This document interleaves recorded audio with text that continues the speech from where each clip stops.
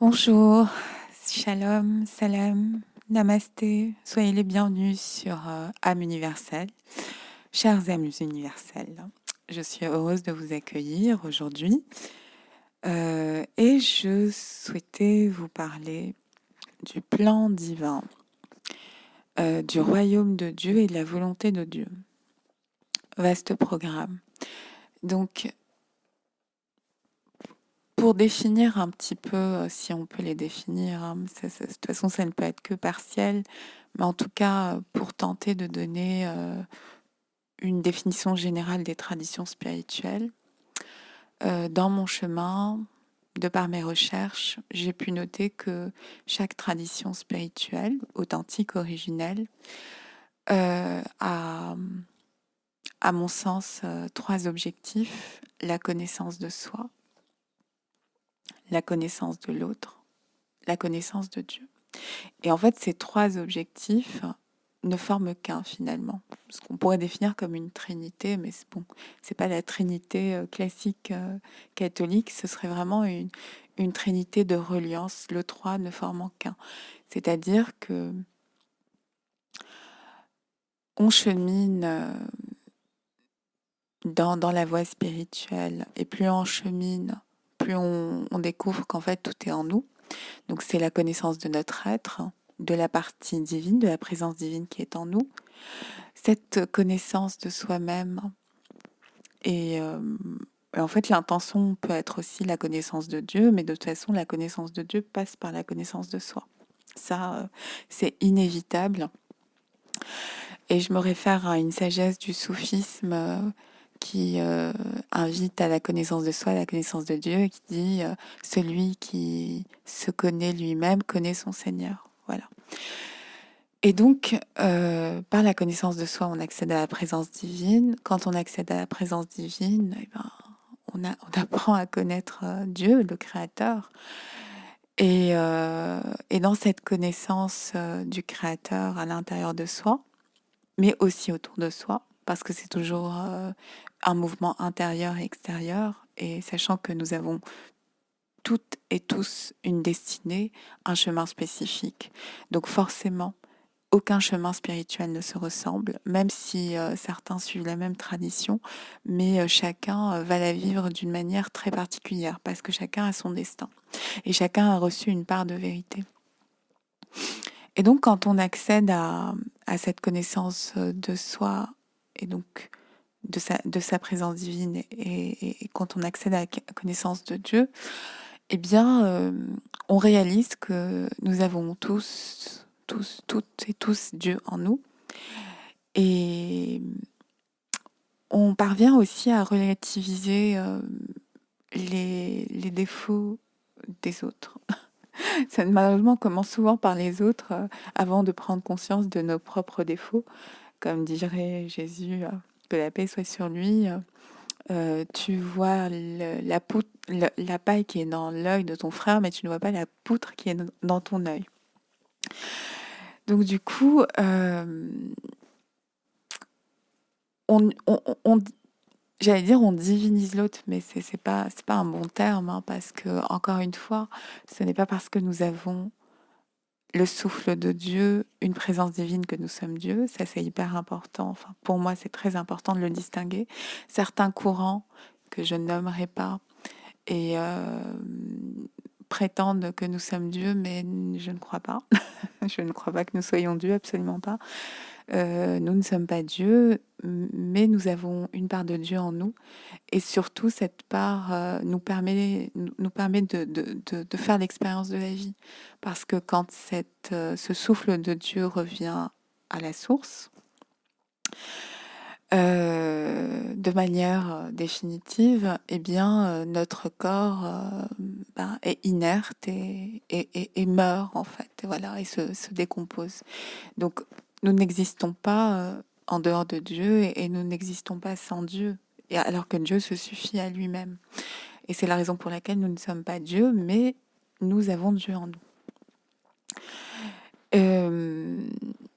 Et donc, cette connaissance de Dieu en nous et autour de nous et en l'autre aussi, puisqu'à un moment donné, on arrive aussi à voir Dieu en l'autre, nous permet de comprendre, à mon sens, deux choses qui sont très importantes dans les temps que nous vivons, ces temps de la fin, c'est la volonté divine et le royaume de Dieu.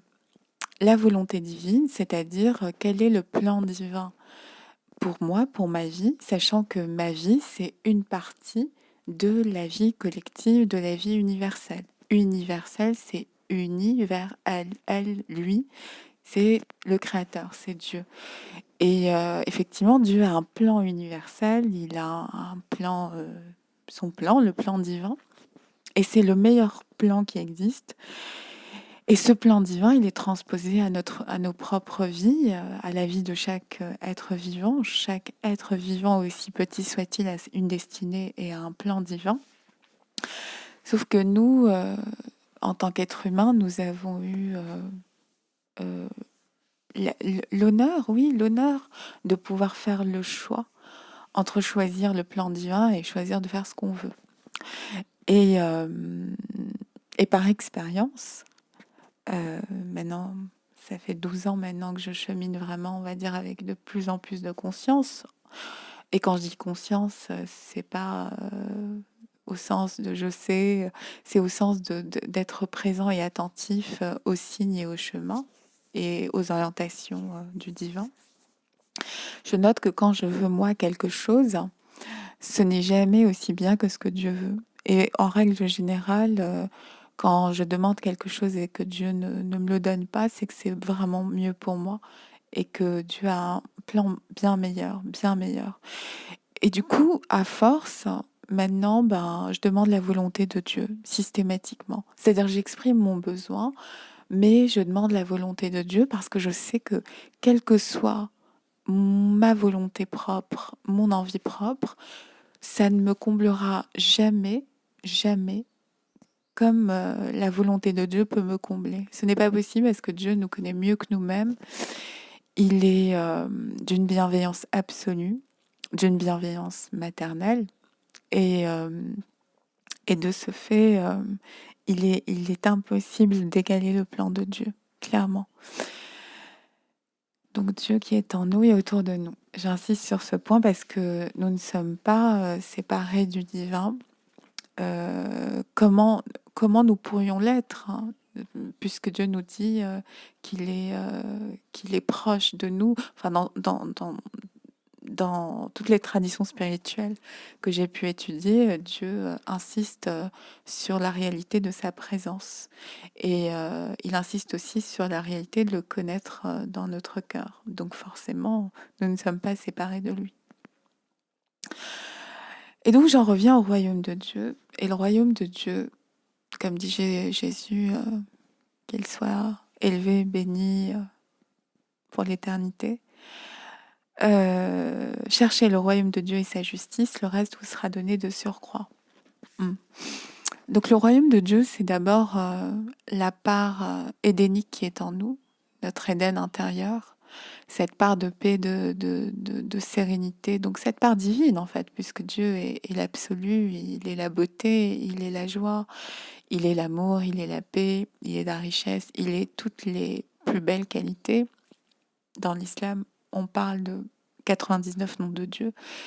Et ces 99 noms de Dieu qui sont non exhaustifs, mais en tout cas, c'est ceux sur lesquels on repose cette science des noms de Dieu, sont tous les attributs de Dieu. Et parmi lesquels on a, comme on dit, As-Salam qui est la paix, Wadoud qui est l'amour, Al-Ghani qui est la richesse, Al-Haq qui est la justice, An-Nur qui est la lumière. Donc il y en a 99, c'est très riche. Et je vous invite vraiment à les découvrir parce que c'est une science extraordinaire et ce sont des clés de connaissance du divin, mais de toute façon qu'on retrouve aussi dans les autres traditions comme dans l'hindouisme à travers les différents mantras qui se réfèrent en apparence à diverses divinités, mais en fait, ces dites divinités ne forment que un aspect du divin, en fait.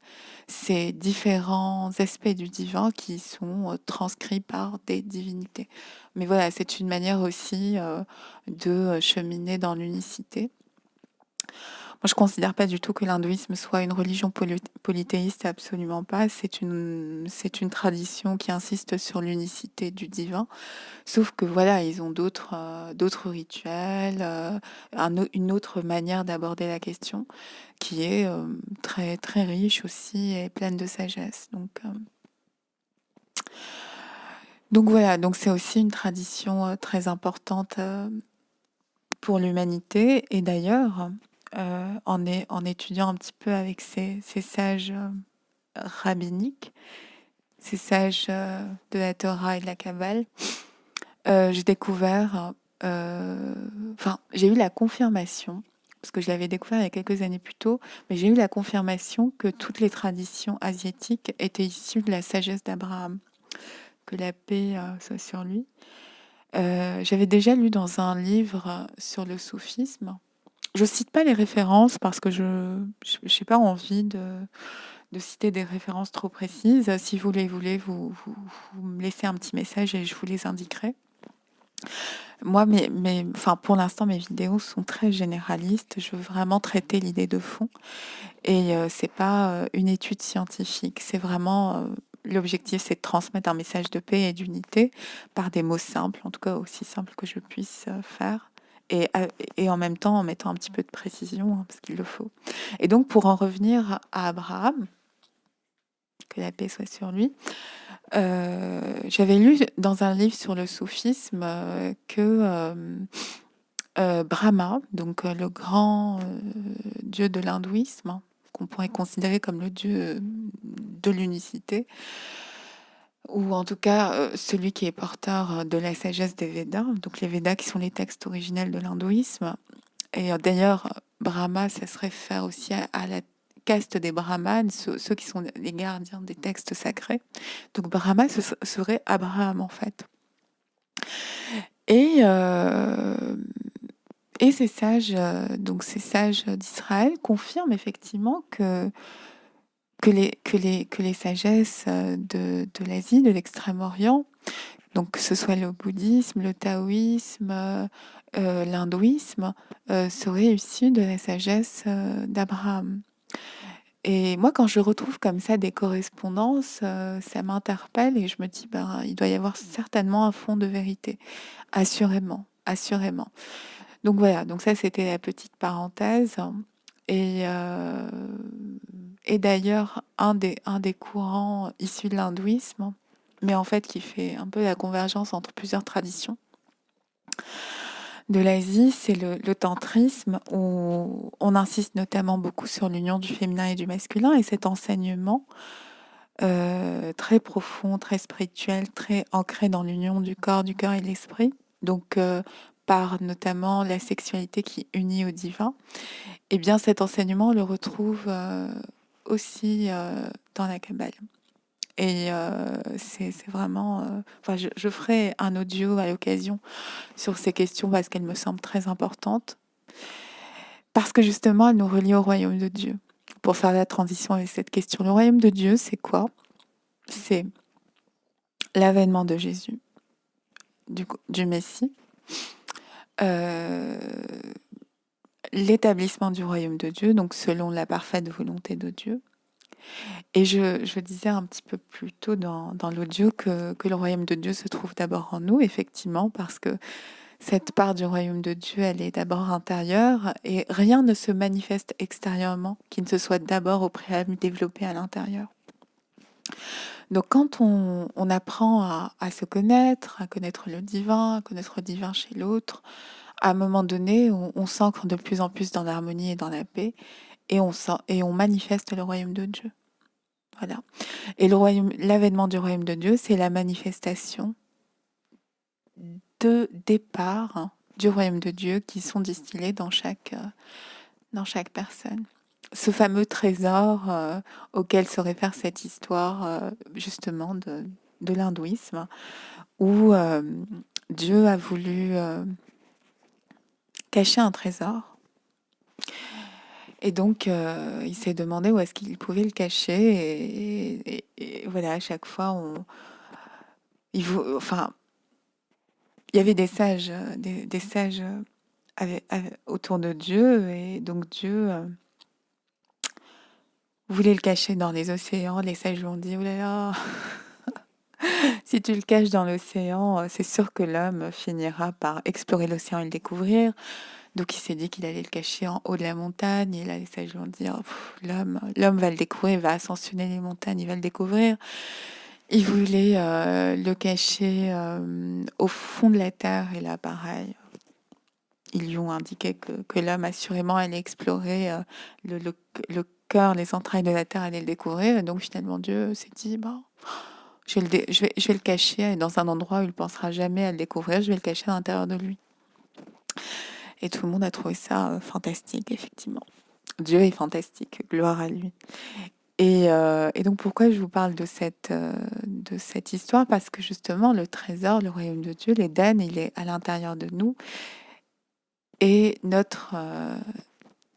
un des aspects du chemin, c'est de le découvrir. C'est découvrir ce trésor en nous, ce trésor de paix, d'harmonie, de joie, cette connexion au divin.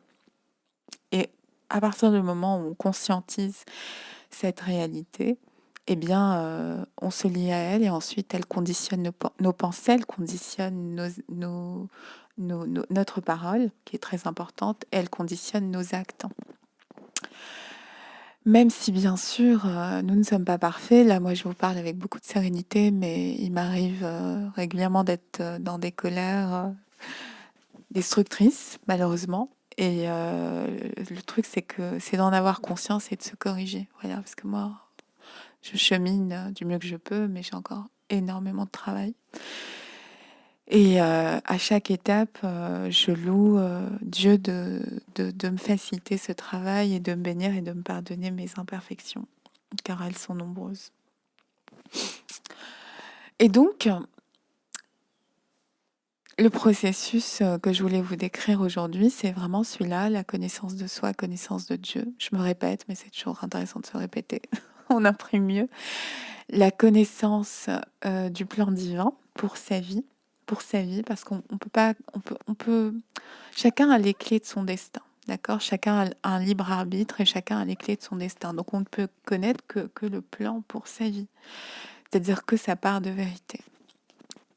Enfin, c'est mon sentiment, hein, et Dieu sait le mieux, mais c'est vraiment ce que je ressens et ce que j'explore et ce que j'ai pu comprendre pour l'instant.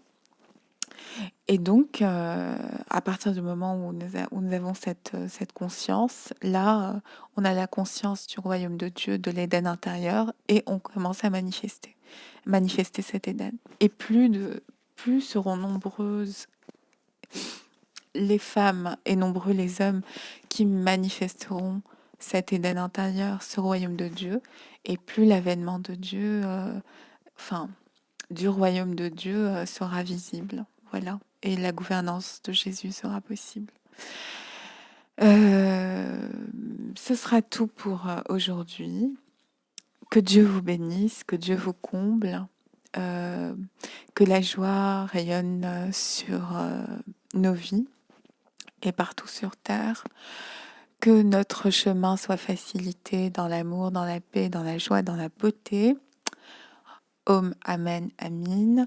Que l'unité advienne, que l'unité entre tous les peuples, toutes les expériences du divin, que les hommes de paix, les femmes de paix se réunissent dans la joie, dans l'amour du divin. Parce que c'est ce que Dieu veut. Dieu, il veut nous bénir, il veut nous aimer. Il nous aime déjà, de toute façon, il nous bénit déjà. Il veut surtout qu'on conscientise cet amour, et cette paix, et cette joie, et qu'on fasse de notre mieux en toute sincérité, en toute authenticité et en toute légalité aussi, parce que la création est un univers légal qui est régi par des lois et on ne peut pas en faire l'économie, ce n'est pas possible. Bien sûr, ces lois ne sont pas toujours évidentes à appliquer, mais on fait de notre mieux. Et plus on se rapproche de Dieu, et plus le Créateur nous facilite la voie de la vérité. Voilà. Bon, Ben, je vous aime et je vous souhaite le meilleur et je vous dis à très bientôt, dans et par la grâce de Dieu. Paix sur vous.